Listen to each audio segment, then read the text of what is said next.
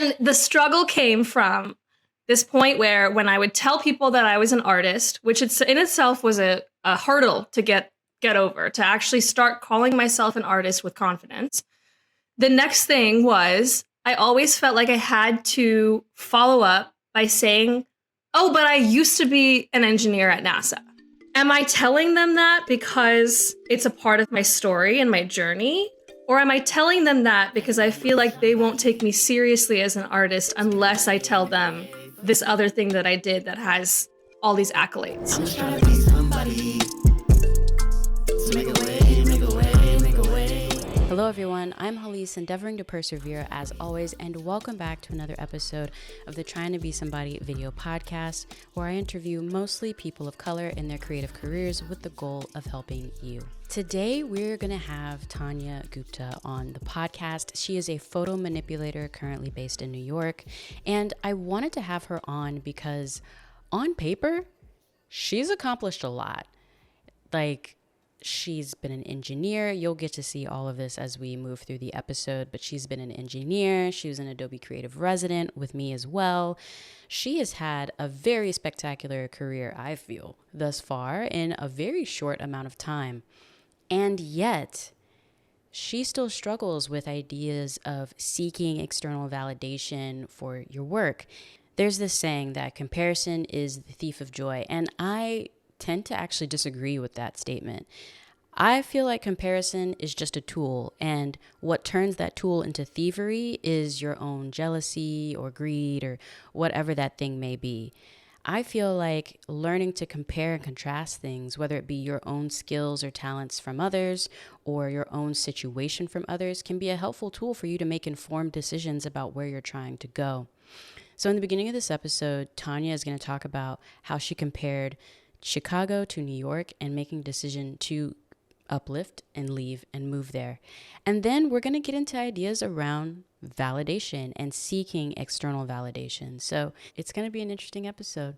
Let's get into it. It's been so cool to see, one, your sort of like strategic move you made. Can you talk a little bit about that, of just like changing your physical location and why you felt that was necessary? So I have lived in New York kind of on and off, but for the last 8 years, basically. And I moved back to Chicago where my parents are for the pandemic, to save money, to be closer to family.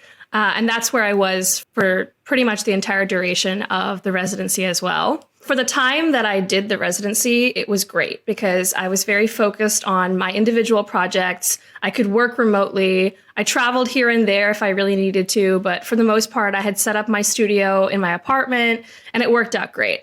But as we were reaching the end and I realized that the Adobe resources were no longer going to be like fully at my disposal at the drop of a hat, I kind of came to the understanding that being around other creatives was going to be like paramount to my success after this whole thing was over. And Chicago, while it is a fantastic creative scene, there's a lot of artistry there. There's a lot of amazing culture. And I made some really great connections. Since I have a base in New York and it's a more familiar place to me and most of my network is already here, I just was like, I don't think there's anywhere else that I can succeed right now than going back to New York. So I ended up moving back and I was aimless, honestly. I mean, aside from incorporating my company, I didn't really have like a kind of like a plan in place, which I usually do. So it was another risk that I was taking. I was going from one risk to another. I've been here now for like a little bit over 6 months. And I have to say it was the best decision that I made because it's like every week I'm meeting people that are doing something similar to me, art directors, photographers, cinematographers, either folks who are doing similar work to me or the kind of work that I want to do in the future. Mentorship opportunities have just been like so abundant in New York. And that was something that I really didn't have in Chicago as much. I mean, it's different for everyone for sure, but I kind of bit the bullet and was like, let me just see what happens. Let me just try this. And I think that it was the right move in the long run. For you, I'm always curious about this because I've talked to other artists and creatives who go in with a plan and like really do have, I don't want to say like a very 1, 2, 3, 4, 5 kind of plan, but at least have like a pretty strong outline, if you will, of how they want a move to go and like what they're trying to gain from a move. Yeah. But then I've also talked to other artists who were just like, yeah, I didn't even have 2 months of living saved, just kind of like threw everything in a car and just went. And it worked out.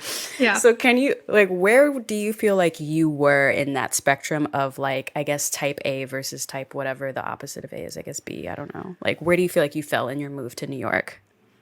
So I did have kind of like a broad business plan because you have to do that. You can't be completely aimless, right? But my plan was to freelance and take some kind of commissions here and there, to get my feet like off the ground, essentially. And then my plan was actually to apply to be an art director in-house somewhere, because that's a part of experience that I haven't had. Like, I've done a ton of freelance, in my residency, I was styling, art directing, photographing, modeling, editing, everything myself. I was a one-woman show, which I think has been really valuable experience for sure, and something that sets me apart from other art directors. But the one thing that I don't have a lot of experience with is working in like a group setting. So that was what I came into this anticipating, like that's what my, next 6 months to a year was going to look like. Now, that didn't end up happening because I'm very lucky that a lot of my work ended up coming to me. So like, I got commissions, gigs, speaking engagements, all these things that kind of like landed in my lap. And I also recognize that that's not going to be the case forever. I mean, it could, but I understand how this industry can be, and it can be very volatile. So I was like, I had this plan in place, but things are coming to me. Let me just make the most of this while I can. I ended up doing this very like long and convoluted West Coast tour from October to early December that sent me to the Adobe Max conference where you and I got to hang out.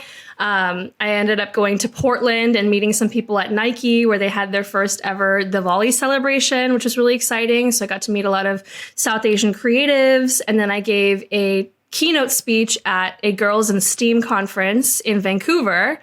So lots of like very random types of work, in addition to like brand campaigns and social media marketing and influencer marketing that I was also doing on the side. So, I was just like really, really busy with that, and almost like too busy to even sit down and be like, what's going on? I like didn't even give myself any time to like digest it. But since it's so early in my career and I'm trying to just like figure the ropes out, I think that this is kind of the best case scenario. Like I don't mind being just completely bombarded with work right now because I'm doing a little bit of everything and figuring out what works for me and what I like and what I don't like. And yeah, I couldn't ask for anything more. I definitely resonate with that idea of just like, I'm okay with being in an age of sprinting. You know what I mean? Right now with everything going on. So that way I don't have to sit too stagnant and try to think, okay, what's a new creative project I can like fund for myself, or what's a new creative project I can try to like fit into my portfolio or something like that, which can be its own sort of like stress in a way. Absolutely. Rather than just like, well, I've gotten these contracts in and you're not on autopilot per se, but I feel like the creativity can then just be very like honed in and focused of like, I need to be creative right here and stay in this lane, and I'm gonna stay in this lane and be creative right here until this contract's done. Yeah. And then just like chill, Right. But to your point also, it is getting to a level now where I'm like missing the opportunity of doing my own creative projects for just the sake of creating. Most of my work right now is contractual. It's, work that I'm doing for other people, which great experience, but I'm starting to lose like my artistic voice and like why am I doing this? Why am I creating? Like, I want to leave my artistic mark. I want to leave my legacy. How do I do that? If it's always going to be for someone else, you start to kind of like lose yourself. I wanted to talk to you about just this idea that you had, because the last time you and I spoke, I remember we had this very interesting conversation, because here's the thing about Tanya Gupta, y'all. On paper and in real life, this woman at not a very like old age at all has accomplished quite a bit in her life. And yet transitioning into an artistic career full time, you were really struggling with like defining your worth a lot. And I just wanted to like talk to you about that, especially now that maybe you've gotten a little bit more of external validation. Not that you like need that, but it does kind of help to make you just feel like you're on the right path. But can you talk a little bit about what your process has been with like just knowing your worth and this huge transition you've made over the last, 2 years, I would say? Yeah. So kind of like going back to what we had talked about in our last conversation, the issue that I had was, prior to the residency, prior to the pandemic, I was an engineer. I was an aerospace engineer at NASA and then a hardware engineer at IBM. Pause. Hold on. Pause. Okay, so y'all see what I'm saying? Okay, keep going. Let's sit with that. You gassed me up, Hallease. I obviously derived a lot of my internal validation from my accomplishments in my career, even prior to making the switch to art. I'd always wanted to be a rocket scientist. I'd always wanted to work at NASA. I accomplished those things. I had a patent with NASA when I was 21 years old. A lot of these things kind of led me to really believe in myself. And then when the pandemic hit and my job went fully remote, I had all this time to really think about, like, what do I want to do? Like, what am I seeking my fulfillment from? Do I feel like what I'm doing is actually leaving my mark? And I took up Photoshop as a hobby. I started sharing my art online. I mean, this is a story that like I repeat many times, but the journey of how I ended up transitioning into art was very random, gradual, but also sudden at the same time, strangely. And when I got accepted to the residency and chose to leave my engineering job, there was like a moment where getting the residency was the accomplishment. For a time, I felt like, okay, this is the validation that I was looking for. Adobe is giving me this opportunity. They see my worth. They think that this is something that I can do.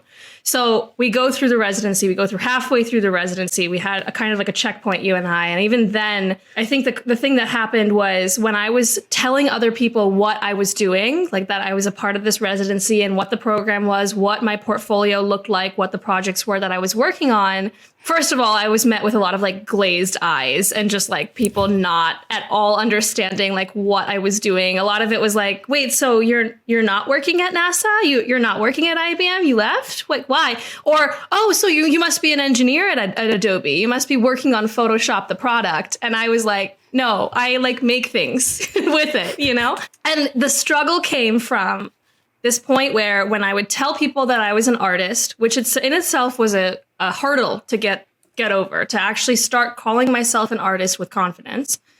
The next thing was I always felt like I had to follow up by saying, oh, but I used to be an engineer at NASA.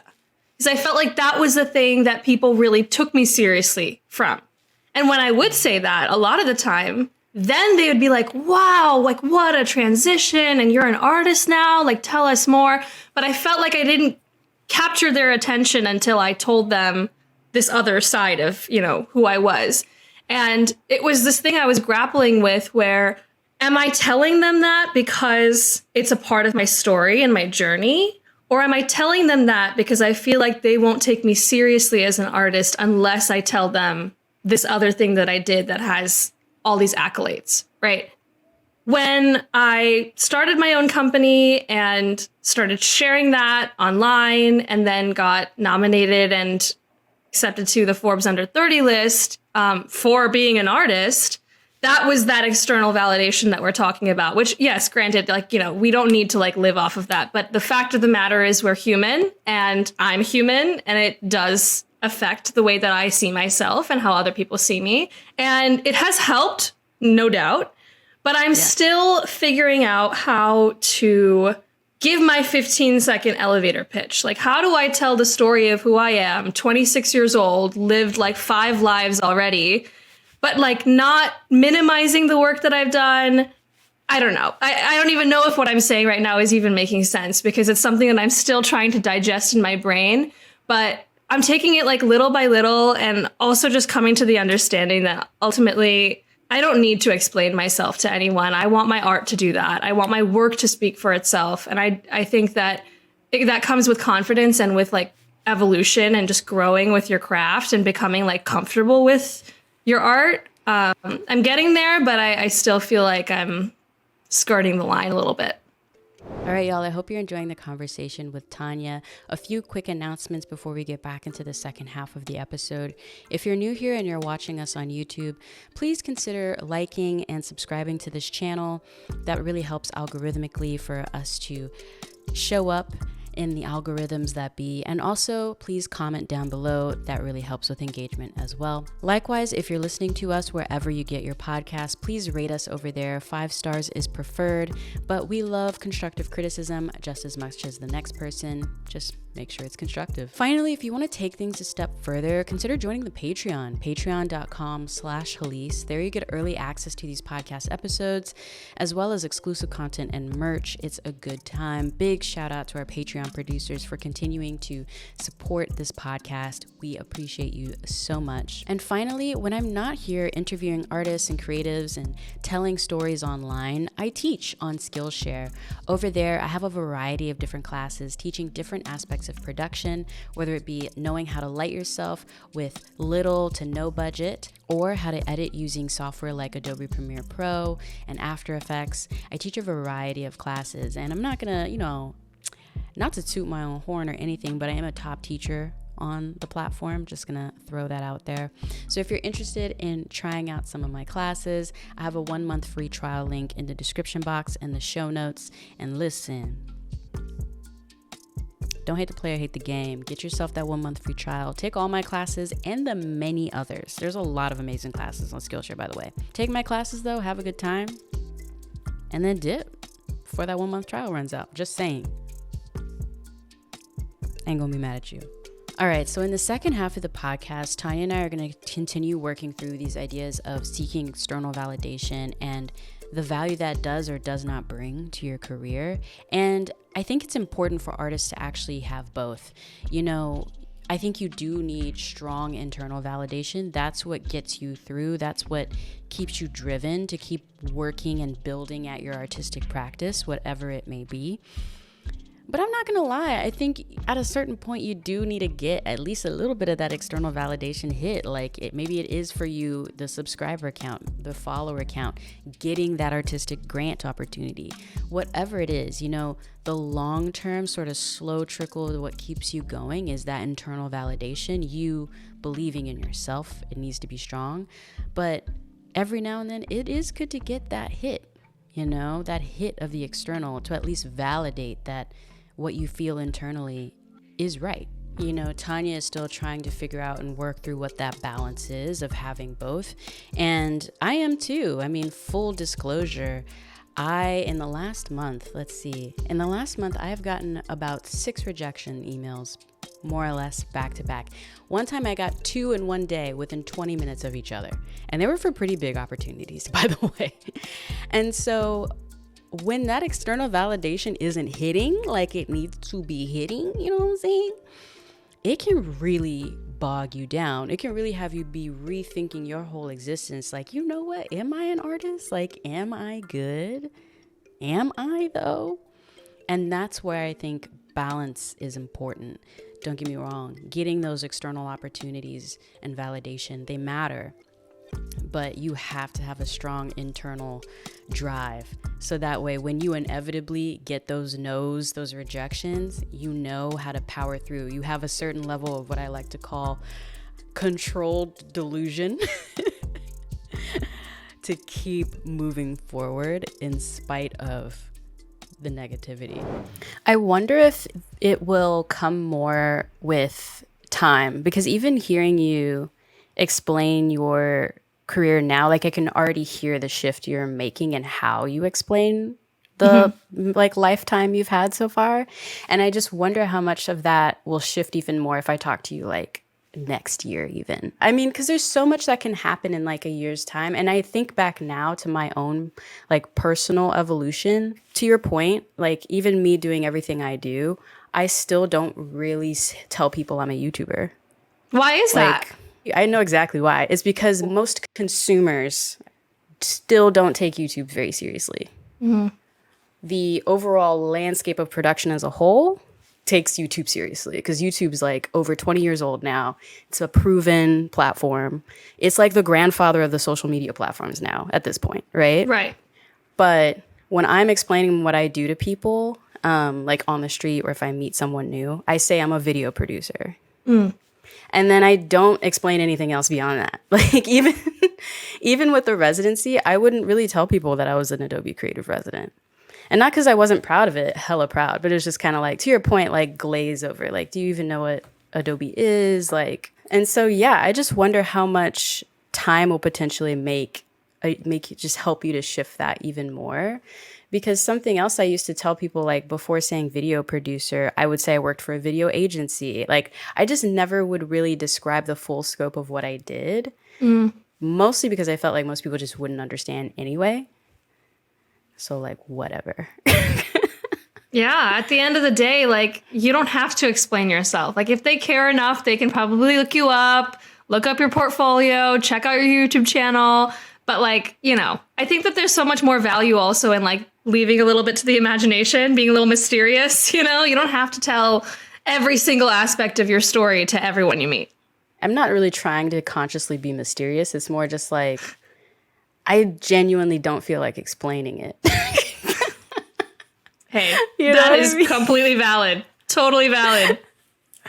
That's probably not the best way to go about things, you know, networking and all. You know, you never know who you're going to meet. But protect your peace is honestly like my motto. So I did find it interesting that it was harder for you to like just lead with the artist thing. Do you think it's because of the culture that you come from that was potentially an issue? Like, I know for me it was, full disclosure. Growing up, Black woman, you like, and coming from, I would say, like a working class family for sure, they were very much like, you need to become an engineer, doctor, lawyer. We will accept teacher because that's like a noble profession, you know? Like the noble professions, or a profession where really good income meets like perceived high intelligence, you know? Was that like something else do you think you were working through, or was it purely just like, people don't think I'm interesting? I think it was a little bit of both, but to the cultural aspect, absolutely. So, you know, in my immediate family with my parents, that was never really a conversation that needed to be had. I mean, I think that like broadly, they wanted me to pursue a career that was going to hold me in good stead. Like, you know, in my extended family, it was very much doctors, lawyers, engineers. Most of my cousins are one of those things. My dad was an engineer, and I think that I was exposed to that industry at such a young age, and I enjoyed math and science. I was good at it. It just felt like it made sense. It was never something that I was pushed into, but it was something that I chose to do because I knew what it was. When I made the transition, it was certainly a conversation I had to have with my parents and explain to them what I was wanting to do, what the end goal was. I mean, they wanted me to have a plan in place and not be like directionless, but they have infinite faith in me. And I think that, like, you know, when you're 21 years old and you have a patent with NASA, it kind of gets to a point where it's like, Mom and Dad, you can't say anything to me. I already did the thing. Okay, now let me live my life. I mean, I'm being a little facetious, but also like, Mom and Dad, if you're seeing this. I mean, you're not wrong. But it is, I think it was the larger landscape of the family, the friends, the people in my community. They were the ones who I think I struggled the most to explain what I was up to. And I think that that's changed a lot now, because not only the accolades that I've received, but also just the way that I share my work on social media. And a lot of those people follow me and, you know, watch as I'm sharing the kind of work that I'm doing.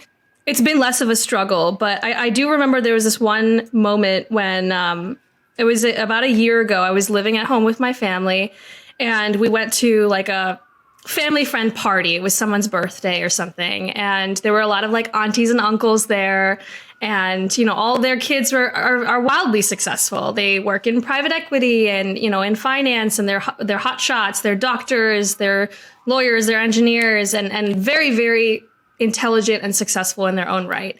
And they knew me as NASA engineer, IBM engineer, Tanya. And when they were like, so beta, like, what are you up to these days? What are you doing? You know, how's work at IBM going? And then I would try and explain what I was up to. I didn't expect to be so affected by their reactions and their like the glazed eyes and the what does that mean? I don't really fully understand. Or like, you know, so what's the point? What, you make art? Do you make it for businesses? Are you doing ad campaigns? And at the time I wasn't. I ended up doing that, but at the time I was doing work just for myself because the residency was funding my portfolio. I was just trying to like expand the kind of work that I was doing, and they just couldn't wrap their head around it.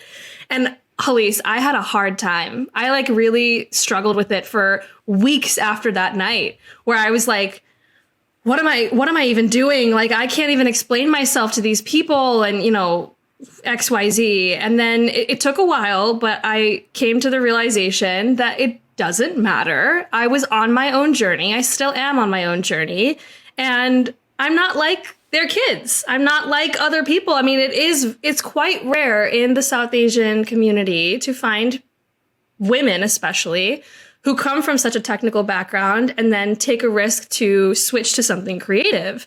There are people who start out doing something creative, that they just choose to pursue the arts from the get-go. And I think that they have their own struggles in their own right. But it's less of trying to like figure out how to explain yourself after you've already established yourself in a career for so long. So convoluted way of saying, like, I'm still figuring it out, but I've stopped letting other people's opinions and like reactions to my career journey affect me. It's also just like so counter, I think, to just the overall social and like capital structure that we live in, to feel emboldened and like supported to take a risk like that. Mm-hmm.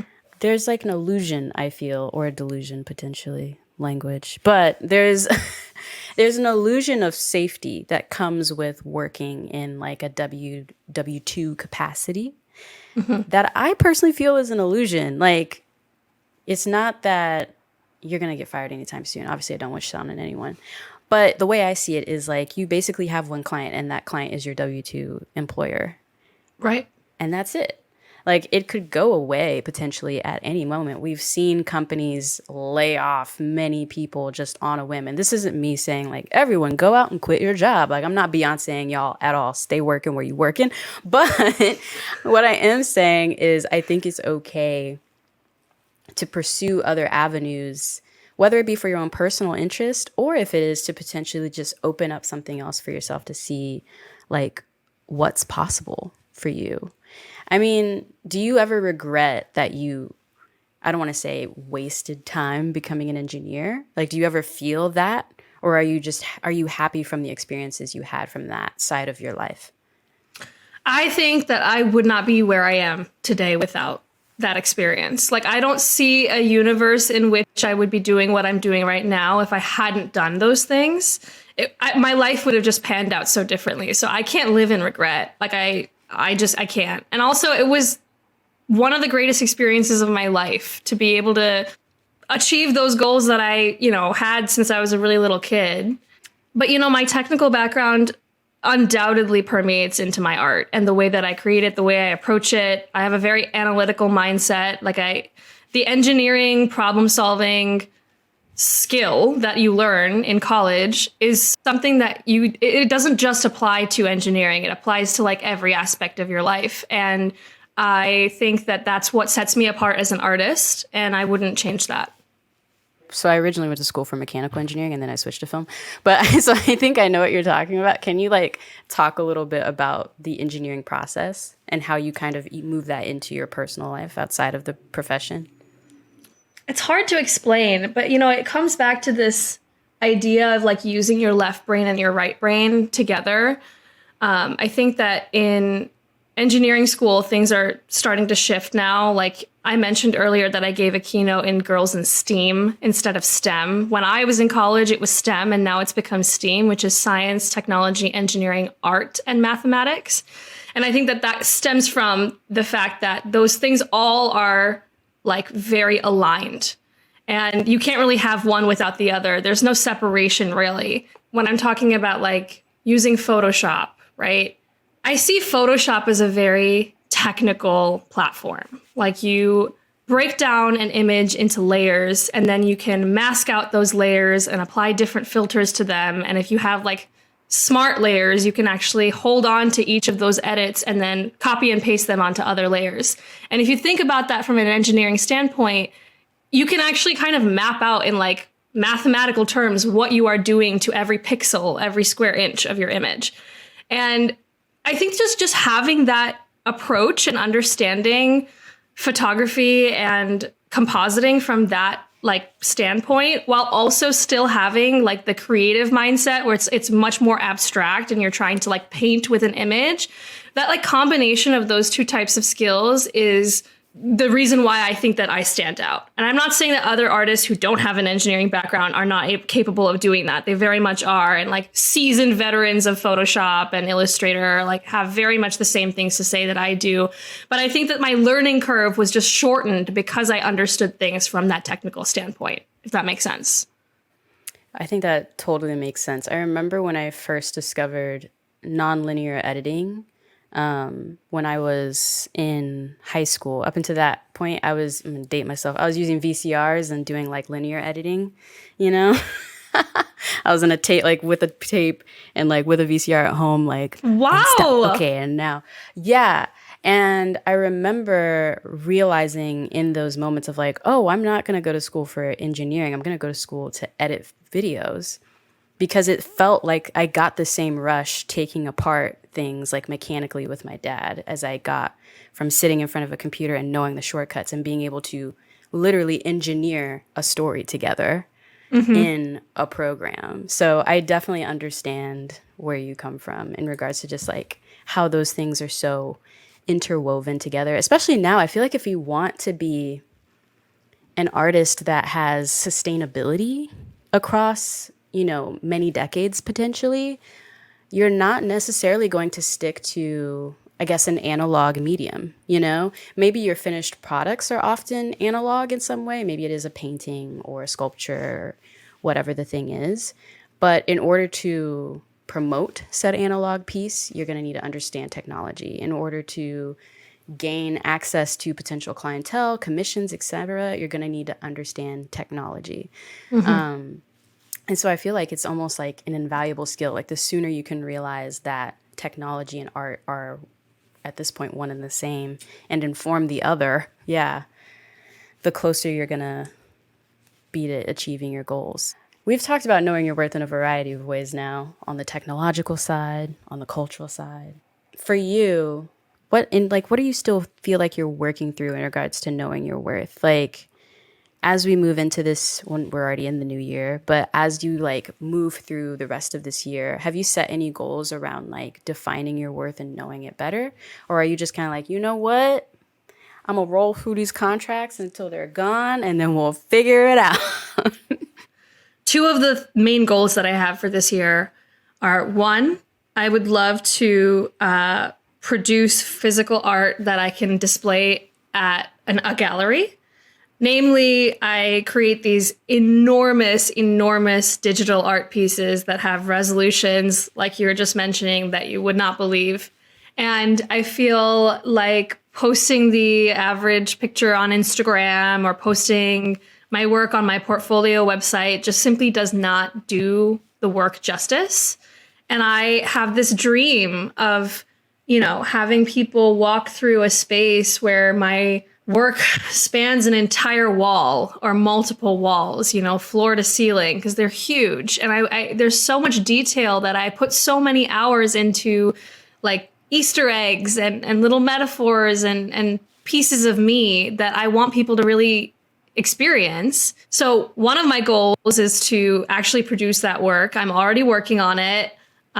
Really large canvases that I want to like manipulate with embroidery and LED lighting and, you know, textured paint and just something different, because I want my work to I want it to transcend just she does Photoshop. Oh, she like manipulates pictures. She does, you know, editorial photography. I want to do more than that. And then in addition to that, I've always loved video. I work primarily on still, but I mentioned this to you like in the very beginning of the residency, but I used to have a YouTube channel like when I was 11 or 12 years old with my best friend, and we used to do like sketch comedy, and my favorite part of the whole process was editing. I used to like edit the ever-loving frick out of those videos, and I like miss that. I miss doing it. You know, the technology has evolved so much since then, and I just want to get back into it, and I want to like just dip my toes in and be able to call myself a videographer, video maker, filmmaker, cinematographer, any of those things, editor. So one of my other goals, whether that happens this year or later than that, is I would love to direct a music video, because that's been a like life goal of mine. I love music videos. I was obsessed with them when I was a kid. And every time I would listen to a song in the car, looking out the window, I'd be playing a little music video in my head. Like, how would I make this? So the point that I'm trying to make here is I want to do lots of different types of things, and I don't want to limit myself. And my value should not come from the kind of work that I'm producing, but rather how making that work makes me feel. A big thank you to Tanya for being on the podcast. If you haven't already, check out her Instagram and her TikTok. She is doing amazing stuff there, and she's really great about showcasing her artwork and her process behind it. It is a really interesting time. Next week is our last episode for season 2 of the Trying to Be Somebody video podcast. Next week's it. After that, we're done with season 2. It's crazy, right? But for our final episode of the podcast, we'll be having Rome Green Jr. from Dormtainment here on the podcast to talk about discipline, redefining success. I'm gonna just tell y'all right now, they're mad gems in the last episode. There's a reason why I made him the last episode, because good stuff in there. So I will see you there. Thank you again so much for listening/watching. I'm Hallease, endeavoring to persevere as always, and this is the Trying to Be Somebody video podcast, where we interview mostly people of color about their creative careers with the goal of helping you. I will see you next week in our last episode of season 2. The Trying to Be Somebody video podcast is a StumbleWell production. Its executive producer and host is me, Hallease.